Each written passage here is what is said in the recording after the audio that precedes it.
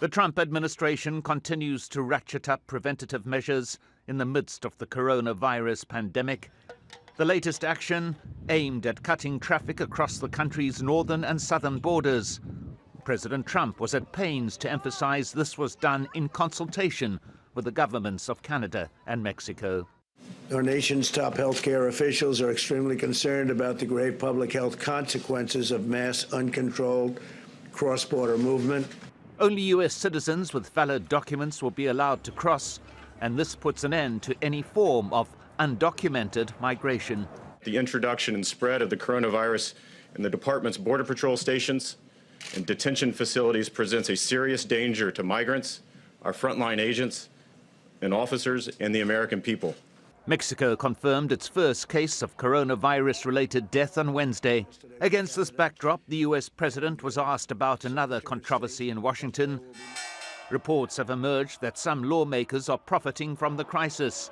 Republican chairman of the Senate Intelligence Committee, Richard Burr, is one of them. Researchers to produce 2 reports. He allegedly dumped $1.7 million worth of stocks in mid-February. These were shares in the travel and leisure industry, one of the hardest hit economic sectors. One political observer put it this way. His trading is, a significant amount of money in a very short period of time, all selling stocks that were affected by the coronavirus. Questions have also been asked about trades made by several other senators, including the Georgia senator, Kelly Loeffler, who sold stock on January the 24th, the same day of a closed Senate Health Committee briefing. Democratic Senator Dianne Feinstein also traded stocks in this period, though she contends it was a decision taken by her financial advisor. You would look at whether the senators made unusual transactions during that period or whether this was part of their normal buying and selling.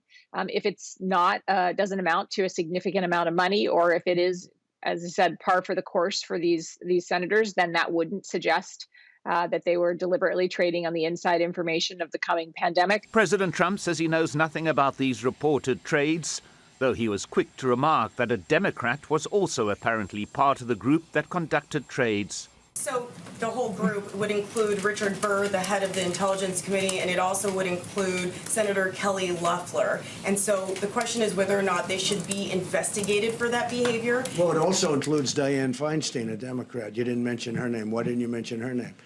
And I think she's a very honorable person, by the way. So I'm not saying, but it's interesting that you mentioned 2 people, but you don't mention one that happens to be a Democrat. Any senator, should they be I don't know, because I'd have to look at it, possibly, but I find them to be honorable people. The matter will now be referred to the Senate Ethics Committee, which will decide whether these trades constituted unethical, if not criminal, behavior. Mike Hanna, Al Jazeera, Washington.